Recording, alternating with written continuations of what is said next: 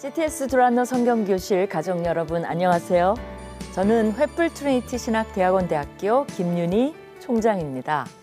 지금 여러분은 말라기 성경 공부를 시청하고 계십니다. 말라기는 몇 번까지의 논쟁이 있다고요? 6번의 논쟁이 있습니다.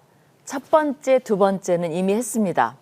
오늘은 세 번째 논쟁에 들어갈 차례입니다.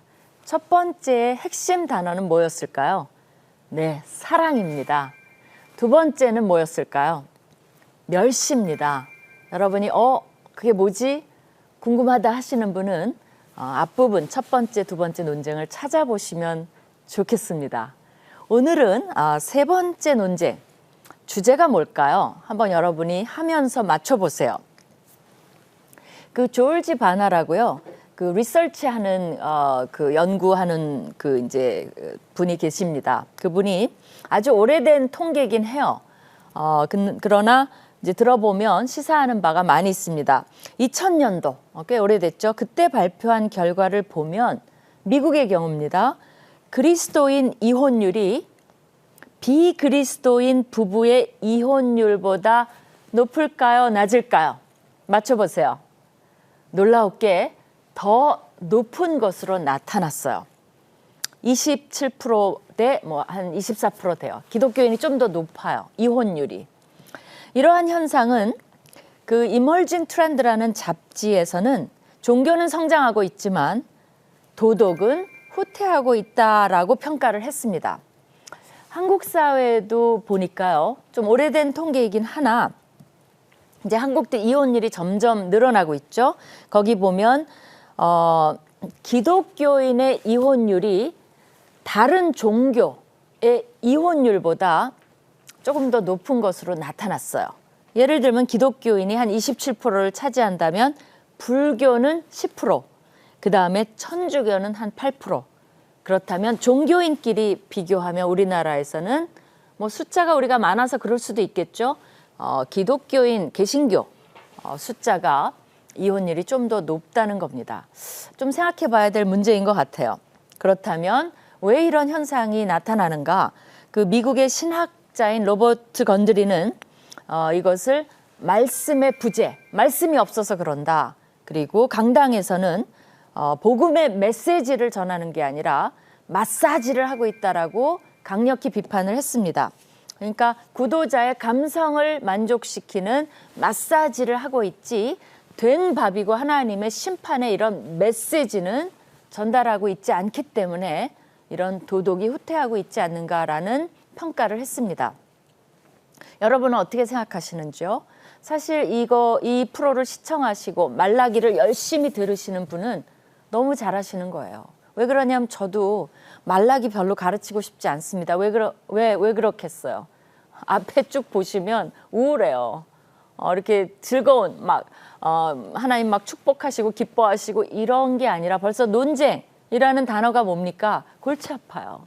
그러나 여러분이 이런 것을 다 들어야만 하나님이 어떤 분이신지, 하나님이 우리에게 어떤 삶을 요구하고 계신지 이런 것들을 알 수가 있어요. 그렇지 않으면 신앙이 균형감 있게 성장하지 못합니다. 우리가 성숙한 신앙이 될 수 없어요. 이 말라기에 된 밥을 맛이 없어도 맛없어요.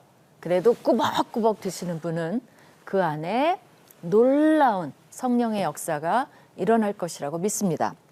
그러면 제가 왜 이런 결혼, 맞아요.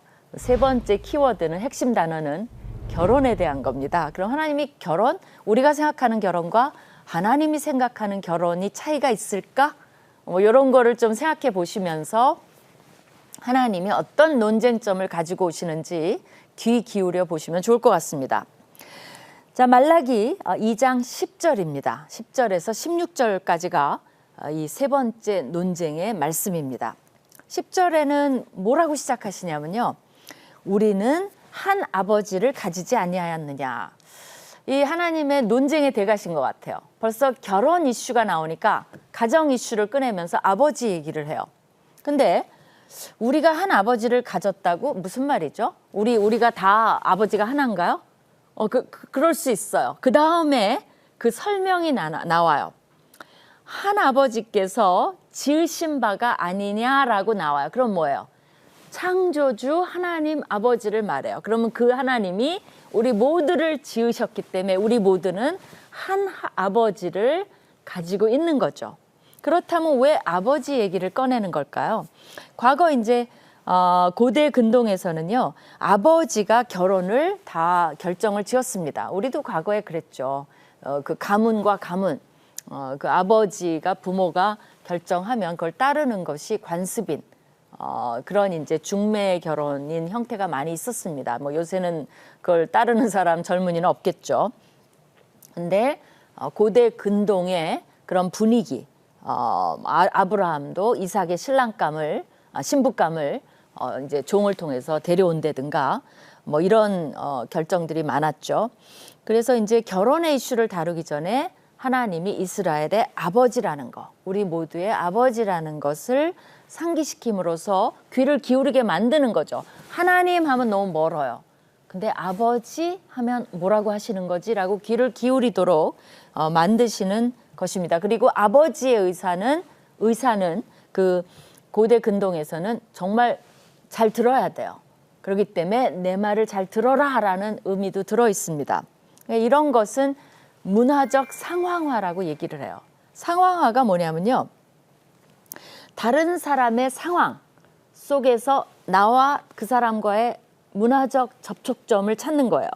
그래서 그 상황에 맞게 복음을 전달하는 것을 이제 우리가 선교지에서의 상황화라고 말을 해요. 선교사가 선교지에 가면 그 나라 문화에 맞게 전달해야지 한국 문화를 전달하면 어때요? 잘 와닿지가 않죠. 그 이제 맥도날드 같은 데 보면 상황화를 잘해요. 왜 그래요? 불고기 버거가 있잖아요. 그거는 불고기는 미국 사람은 안 먹죠. 우리한테 맞게 버거를 파는 거예요. 그러니까 불고기 버거 맛있겠네 이렇게 되는 거죠. 또 불고기 피자도 있어요. 피자 가게도. 그것도 상황화를 해서 음식을 판매하는 이제 그런 것을 말하는 거죠. 사도 바울도 상황화 잘했어요. 빌립보서 4장에 보면 나는 비천에 처할 줄도 알고 또 풍부에 처할 줄도 알아서 모든 일, 배부름, 또 배고픔, 풍부와 궁핍에도 처할 줄 아는 나는 일체의 비결을 배웠노라. 뭐 때문에 그래요? 복음을 전하기 위해서라면 나는 어디도 다 적용할 수 있어. 나는 카멜레온이야. 이렇게 해도 되고 저렇게 해도 될 수 있어. 무슨 목적이라면? 복음을 전하는 목적이라면 이렇게 될 수 있다라고 고백하는 거 그 자체가 멋진 의로운 경건한 상황화라고 볼 수가 있습니다. 그래서 우리도 상황화를 잘 해야 돼요. 남한테 이제 복음을 전할 때, 교회로 인도할 때 그 사람의 필요에 맞게 우리가 전도를 하면 더 잘 될 수 있는 거죠. 어쨌든 하나님도 상황화를 하셔서 이제 주장을 하시는 거예요. 고대 근동의 아버지의 권위를 생각해 봤을 때 내가 아버지야. 내가 너희를 다 지은 창조주야. 알았어? 라고 이제 시작을 하는 거죠. 그러면서 뭐라 그러냐면 근데 어째서 우리 각 사람이 자기 형제에게 거짓을 행하여 우리 조상들의 언약을 욕되게 하느냐라고 말씀하세요. 그러면 조상들의 언약을 욕되게 하는 어떤 언약일까요? 율법을 얘기하는 거니까 시내산 언약일 가능성이 많죠. 그러면 시내산 언약 중에서 이스라엘 백성이 뭘 어겼다는 건가? 그렇게 이제 질문할 수가 있죠. 뭘 어겼길래 형제에게 거짓을 행했다고 하나님이 또 화를 내시는 거지? 이스라엘 백성은 짜증나기 시작했어요. 어우 짜증나 막 이렇게 되는 거죠. 근데 이제 하나님이 계속 말씀을 하십니다. 뭐라고 얘기하냐면 유다는 거짓을 행하였고 이스라엘과 예루살렘 중에서는 가증한 일을 행하였으며 자 이제 말라기는요. 시대를 여러분이 한참 하다 보면 어느 시대에 와 있지 잊어버릴 수 있어요. 포로기 훨씬 이후입니다. 그래서 이미 이제 페르시아, 뭐 바벨론도 망했고 페르시아 시대에 말라기가 쓰여졌을 가능성이 높으니까 그때가 되면 벌써 뭐 유다니 이스라엘이니 다 나라가 없어요. 그러니까 여기 유다, 이스라엘, 예루살렘 그거는 뭐냐면 옛적에 그런 불렸던 그죠 유다, 예루살렘 이스라엘이라고 불렸던 그 나라를 일컫는 거예요. 지금은 나라도 없는데. 그래서 같은 말이에요. 대한민국이나 뭐 서울이나 뭐 비슷비슷하게 동의어로 쓰인 것 정도로 생각하시면 돼요. 그래서 그 유다는 거짓을 행하였고 이스라엘과 예루살렘 중에는 가증한 일을 행했다. 그러니까 물론 옛날 일을 얘기하는 건 아니고 그때 이제 명칭을 가져오면서 너희가 지금 포로기로 와 있는 너희가 아직도 반성을 못하고 가증한 일을 행했다. 그럼 이게 무슨 일을 행했다는 거예요? 사실 이 가증한 일이라는 단어는요. 어떤 문맥에서 많이 쓰였냐면요. 한번 맞춰보세요. 어떤 문맥인가. 신명기 7장에 이렇게 나와요. 너는 그들이 조각한 신상들을 불사르고 그것에 입힌 금이나 금을 탐하지 말며 취하지 말라. 내가 그것으로 말미암아 올무에 걸릴까 하노니 이는 내 하나님 여호와께서 가증히 여기시는 것임이라. 가증한 일 나왔죠. 그러면 뭐예요? 이 문맥에서는 맞습니다. 우상 숭배를 주로 말해요. 그래서 이스라엘이 행한 가증한 일은 뭐냐면 우상 숭배예요. 근데 그렇게 말해놓고 뭐라 그러냐면 유다는 여호와께서 사랑하시는 그 성결을 욕되게 하여. 그러니까 하나님이 이제 그 우상 숭배를 행했으니까 당연히 하나님이 생각하시는 사랑하시는 성결함 이것을 욕되게 했죠.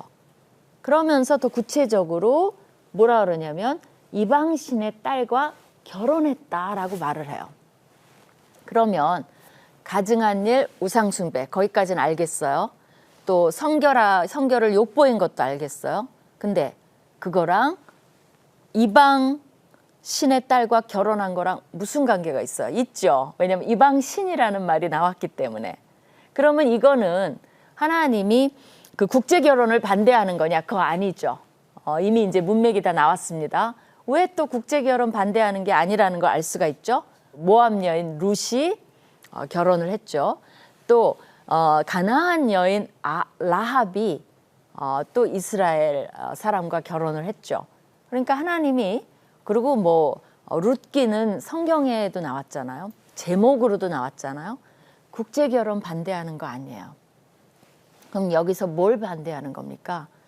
그 이방신을 믿는 여인과 결혼해서 이방신을 따라가는 그러한 결혼을 반대하시는 거예요. 그래서 하나님이 원래 그래갖고 사실 포로로 잡혀간 거예요. 그렇게 이방신 믿지 말라고 했는데 결혼하고 그들을 믿고 해갖고 결국 포로로 잡혀간 거 아니에요? 근데 그거를 다시 이 포로기 이후에도 반복하고 있어요. 그러니까 하나님이 이제는 정말 아무리 교훈을 줘도 못 배우는 백성이구나라고 이제 화를 내시는 거죠. 이스라엘은 항상 혼합주의가 문제예요. 이스라엘 백성들이 100% 하나님 버린 적 없습니다. 놀라웠게도. 믿어요. 하나님 믿어요. 그러나 이방신도 믿어요. 그 혼합주의, 이것이 그들의 문제예요. 우리의 문제도 뭐죠? 믿는 분들은 하나님 100% 버리지 않아요. 기도도 해요. 예배도 드려요. 그러나 우리가 또 모두 좋아하는 거죠. 세속주의, 세상. 그죠? 세상이 나에게 주는 거. 그것도 버리지 않아요. 우리도 혼합주의 어마어마하게 찾아보면 우리 삶 속에도 많이 있습니다. 극단적인 케이스는요. 결혼을 보는데 집사님이고 권사님이 사주를 보러 가요. 그거 혼합주의 아닌가요? 그래갖고 또 그것 때문에 결혼 못 시킨다고까지 말을 한대요. 그런 것들이 작은 거에서부터 큰 것까지 우리 삶 속에도 혼합주의 양상이 굉장히 많이 있는데 하나님이 그거를 제일 싫어요. 좀 차든지 덥든지. 그리고 여호수아도 말했죠. 아예 신을 믿으려면 그 신을 믿어 따라가. 나는 여호와를 섬기겠다. 좀 확실히 하자. 그것이 하나님의 요구이기도 합니다. 12절에 보시면요. 2장 12절입니다. 이 일을 행하는 사람에게 속한 자는 깨는 자나 응답하는 자는 물론이요. 만군의 여호와께 제사를 드리는 자도 여호와께서 야곱의 장막 가운데서 끊어버리시리라. 이제 결론은 알았죠. 만군의 여호와 또 나왔죠. 여호와의 변명. 그러니까 이제 말라기에서 제일 많이 나오는 여호와의 변명이 아니라 별명은 만군의 여호와예요. 세어보라 그랬죠. 꽤 나옵니다. 그래서 만군의 여호와께서 이렇게 하는 사람은 어쨌든 끊어버리겠다. 그게 결론이에요. 근데 이제 그 말 속에서 이렇게 우상 숭배를 하는 자들은 거기에 속한 자나 깨는 자, 속한 자는 깨는 자나 우상 숭배하는 자는, 그죠? 거기에 속하는 자는, 깨는 자나 응답하는 자는 물론이요. 이게 무슨 말이죠? 깨는 자, 응답하는 자. 그건 무슨 말이냐면요. 능동적으로 선도하는 자나 그 선도에 응답하는 자, 따르는 자는 둘 다다. 그러니까 선동하는 자나 그걸 따르는 자 모두가 다 어쨌든 조금이라도 우상 숭배에 관계가 된다면 내가 가만두지 않겠다는 거죠. 거기서 제외시켜 버리겠다. 여호와께서 야곱의 장막, 그거는 이스라엘을 가리켜요. 내 백성 가운데서 끊어버리겠다. 사실 옛날에 그 진에서 장막에서 멀리 보내라는 것은 추방이에요. 사실은 죽음과 마찬가지입니다. 그래서 이것도 이제 심판의 의미를 갖고 계시는 거죠. 13절에 보겠습니다. 2장 13절입니다. 너희가 이런 일도 행하나니 곧 눈물과 울음과 탄식으로 여호와의 제단을 가리게 하는도다. 그러므로 여호와께서, 여기 꼭 하기 전에 이제 그 부분을 봅시다.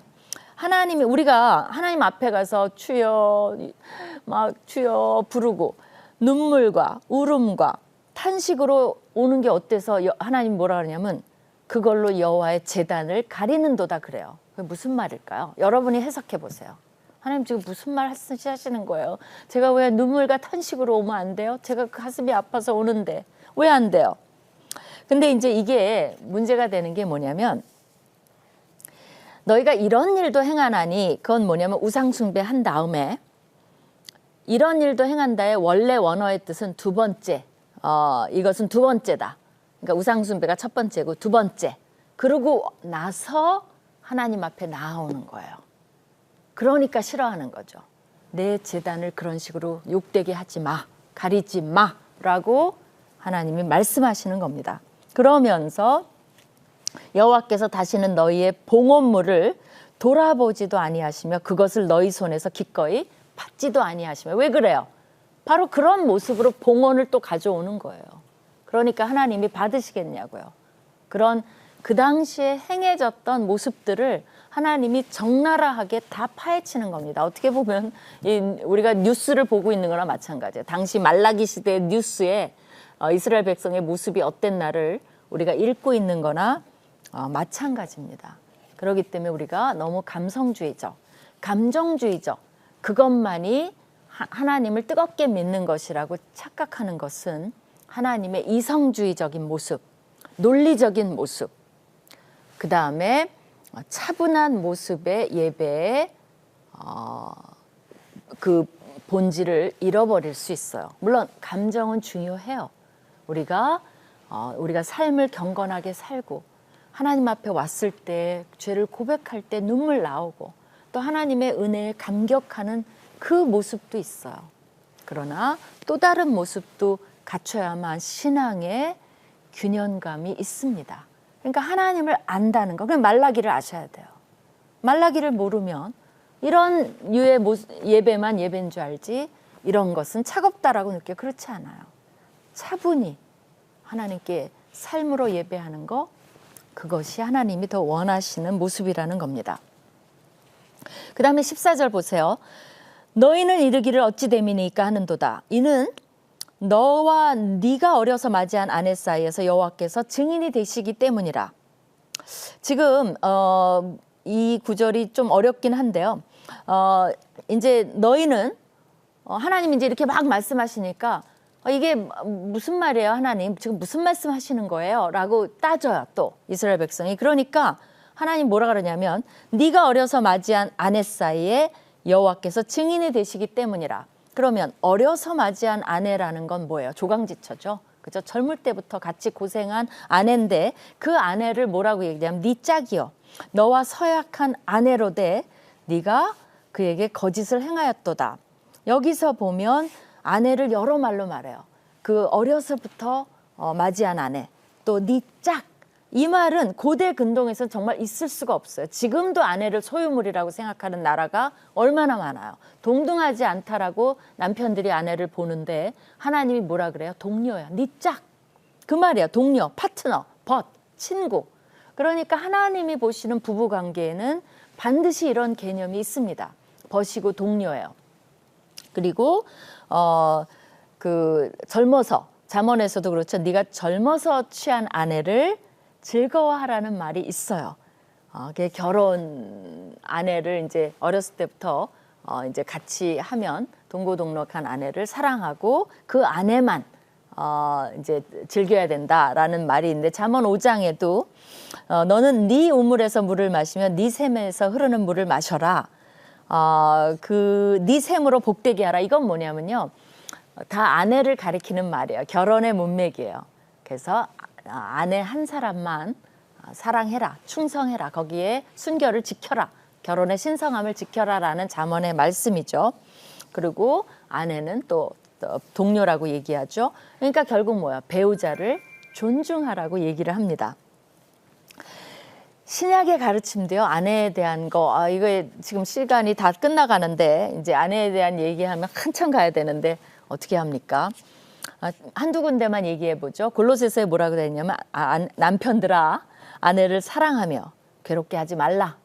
명령 딱 하셨어요. 베드로전서의 3장에 뭐라고 되어 있어요? 남편들아 이와 같이 지식을 따라 너희 아내와 동거하고 그를 더 연약한 그릇이요 또 생명의 은혜를 함께 이어받을 자로 알아 귀히 여기라. 이는 너희 기도가 막히지 않게 하려 함이라. 그러니까 뭐예요? 지식을 따라 아내를 알으라는 거예요. 남편들이 아내에 대해서 알 생각을 안 해요. 무슨 생각을 하는지, 어떤 필요가 있는지, 감정이 어떤지 관심이 없어요. 근데 성경은 명령을 해요. 전 이 구절 너무 좋아요. 지식을 따라 아내와 같이 살으라는 거예요. 아내를 어떻게 모르고 그러면 육체만 사는 거죠. 너무나 멋진 말을 해주셨습니다. 그리고 연약한 그릇이니까 아끼고 생명의 은혜를 함께 이어받은 건 뭐예요? 구원을 함께 받은 자로 동료로 생각하라는 거죠. 파트너로, 이퀄, 그죠? 동급으로 생각해서 귀하게 여기지 않으면 네 기도가 응답받지 않는다는 거예요. 기도가 막힌다는 겁니다. 결국은 뭐예요? 결혼 생활의 경건함이 영성을 결정을 지을 수 있다는 거예요. 우리가 이제 나가서는 친구들에게 잘하고 뭐 교회에서는 거룩한 척하지만 집에 와서 엉망이 된다면 그것도 삶으로 예배가 이어지지 않는 겁니다. 하나님은 결혼 생활을 중요시 여긴다는 거예요. 근데 거기에 서약한 아내라는 말이 있죠. 그래서 언약 관계를 맺었기 때문에 이 관계는 끊어질 수가 없습니다. 시간이 다 된 것 같아요. 요 조금 뒷부분에 남은 게 있는데요. 이건 좀 설명이 필요하기 때문에 아쉽지만 다음번으로 연결을 해서 하고 그 다음에 논쟁으로 들어가야 될 것 같아요. 이제 결혼에 대한 것도 조금 더 아마 다음번에 이야기할 수도 있을 것 같습니다. 끝을 못 맺어서 이제 여러분이 좀 안타깝긴 하지만 하나님이 지금 막 몰고 가는 마지막 이제 결론만 남은 거예요. 세 번째 언쟁에 결혼, 우상숭배 이 두 가지 이슈를 가지고 뭘 말씀하시려는 걸까요? 다음 주 기대해 주시기 바랍니다. 감사합니다.